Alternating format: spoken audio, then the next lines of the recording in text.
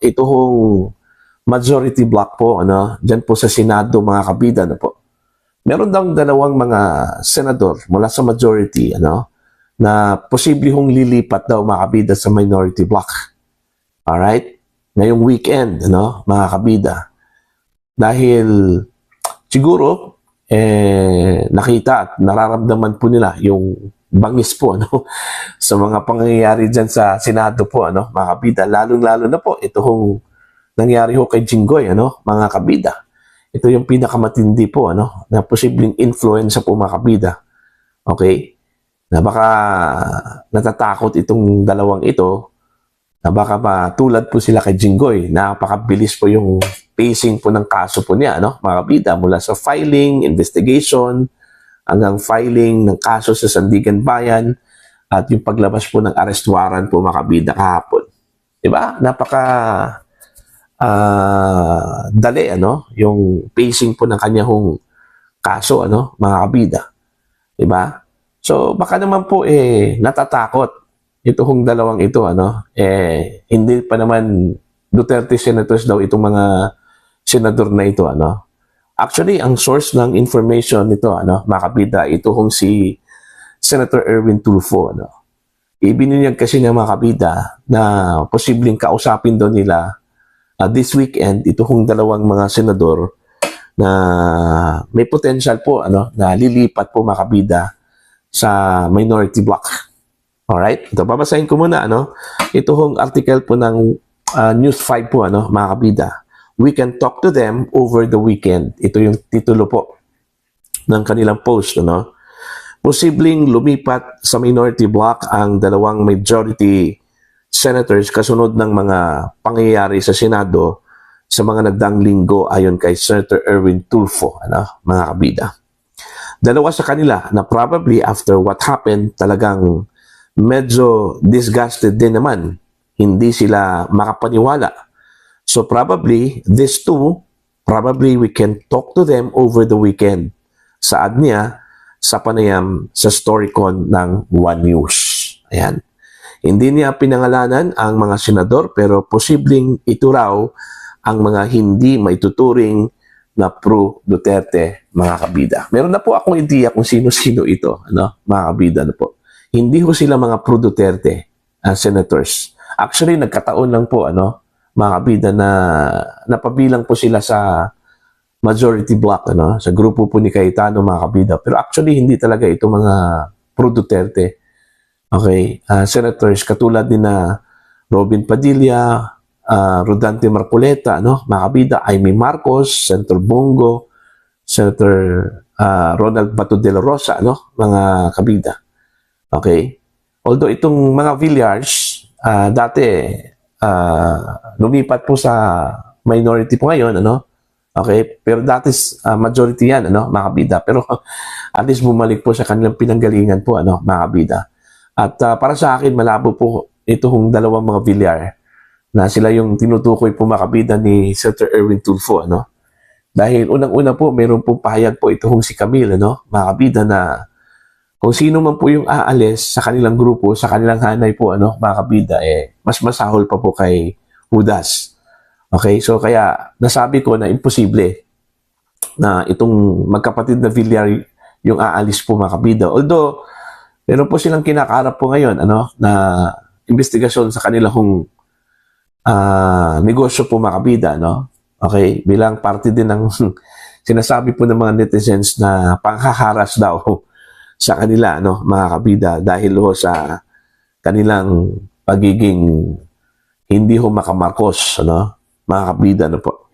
Okay? Pero sa duda ko, posible hong si Senator Chis Escudero o di kaya si Senator Joel Villanueva po, mga kabida, yung tinutukoy po ni Senator Erwin Tulfo. Sa akin lang ito, ano, yun yung duda ko lang, ano, mga kabida, no po. Dahil unang-una po, itong dalawa, meron pong kinakaharap po ngayon na investigasyon dyan po sa Office of the Ombudsman. Alright? Yung reklamong isinampalaban ho sa kanila ay patungkol po ito sa flood control scam, ano? Yung kanilang involvement, mga kabida, ano po. Alleged involvement. Okay? So, meron po posibilidad ano, na sasampahan po ito ng kasong plunder diyan po sa Sandigan Bayan, ano, mga kabida, ano po. Okay? So, ito, doon ako lang po, baka ito yung tinutukoy po ni Senator Erwin Tulfo, mga kabida, na baka babaliktad po, ano, this weekend. Kasi this weekend daw nila kakausapin po, mga kabida, no? Ito hong dalawang mga senador na ito. As to the case of Senator Dante Marcoleta, na meron pong investigasyon po, ano, na kinakaharap, yan po sa Office of the Ombudsman dahil sa kanyang alleged campaign donation, ano, mga kabida, na natanggap na itinuturing pong isa kong possible case of plunder daw, ano, sabi po ng Office of the Ombudsman, malabo. Dahil alam naman po natin na solid majority po ito kung si Rodante Marcoleta at saka Pro Duterte yan. Okay, Pro Duterte yan. So taliwas doon ho sa sinabi po ni Senator Erwin Tulfo na hindi ho Pro Duterte, mga kabida, no? Now, kung mangyayari po, makuha po nila yung dalawa, no, mga kabida, natural, makukuha din nila itong simple majority na 30. Okay? At pwede na po nilang tanggalin, mga kabida, itong si Senator Alan Peter Cayetano bilang Senate President. Sa madaling salita, makukuha na po nila itong majority block kung matutuloy itong dalawang mga senador na ito. Alright? Alam naman po natin kung bakit atat na atat itong minority block, ano, mga kabida, na makuha po nila itong majority at leadership po ng Senado, ano po. Okay? Ako, naniniwala ko tuloy, ano, doon ho sa pahayag po ni Senator Amy Marcos, ano, na hindi ho dahil sa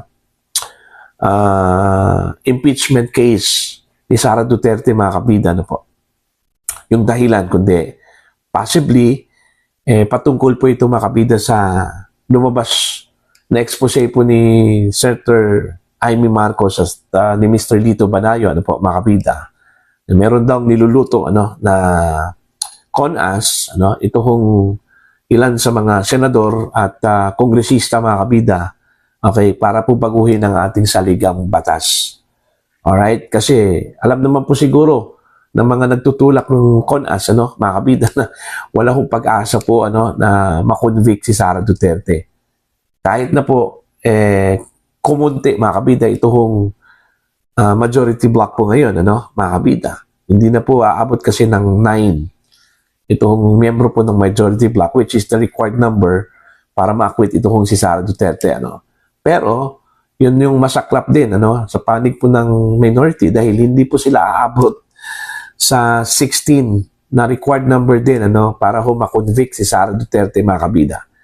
So ang mangyayari dito, mga kabida, since anticipated na po, ano, itong acquittal ni Sara Duterte based on numbers, okay, mga kabida, yun na, itutulak po nila itong CONAS. Alright? Para masigurado po, mga kabida, na hindi ho makatakbo, ano, ito hong si Sara Duterte. Dahil sa CONAS po, okay, dito ho sa proposed amendment po ng ating saligang batas, ano, sa pamamagitan po ng Constituent Assembly, alright, na ang gagawa ho dito, ito hong Kongreso, ano, mga kabida, papalitan po nila unang-una ito hong edad ng magiging kandidato ho sa pagka-presidente po ng Pilipinas, ano?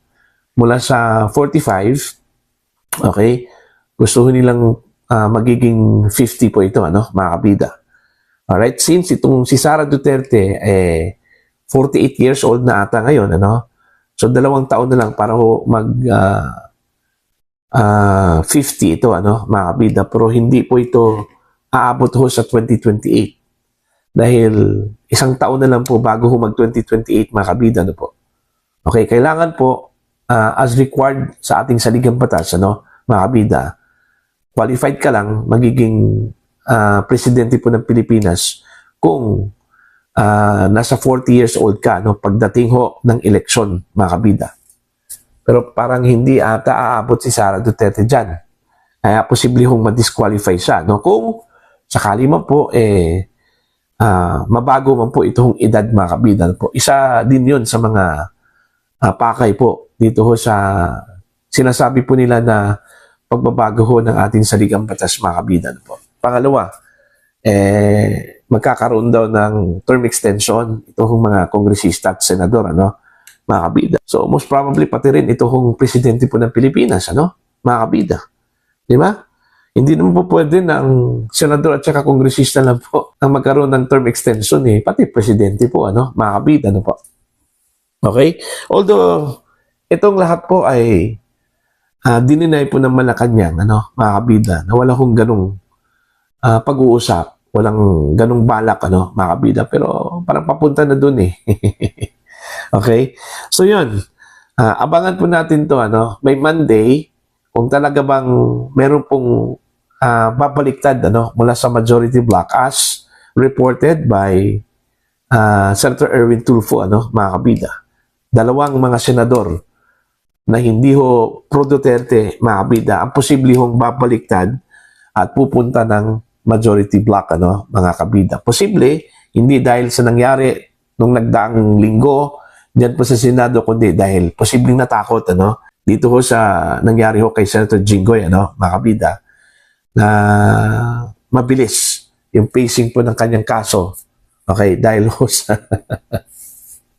paggigipit daw, ano, mga kabida, para lang po mag-give up doon ho sa kanyang pagiging membro po ng majority po, mga kabida, at babaliktad, okay, pupunta ng minority block, ano po. Alright, para po sa inyo, ano po ang inyong opinion at pananaw dito, ano, mga kabida. Okay, sunod-sunod na kaya itong pagkalas po ng mga miyembro po ng majority block, ano, mga kabida, dahil ho sa nangyari ho kay Jinggoy. Alright, mga kabida, ako sigurado po ako kung meron man pong aalis ngayon mula sa majority, okay, hanggang dyan na lang po yan, ano, mga kabida. Wala na pong ibang aalis. Dahil naniniwala po ako na after these two senators na lilipat ho sa minority block, solid na po itong majority block po, mga kabida, itong grupo ni Cayetano. Kahit na po mabawasan po sila ng dalawa, mga kabida, apart dito ho kay Senator Bato de la Rosa, no? So magiging 10 na lang po sila ngayon. Kung sakali man po, ano, na totoo po itong sinabi po ni Senator Erwin Tulfo na dalawang mga senador mula sa majority block ang lilipat po sa kanilang hanay, mga kabida, ano po.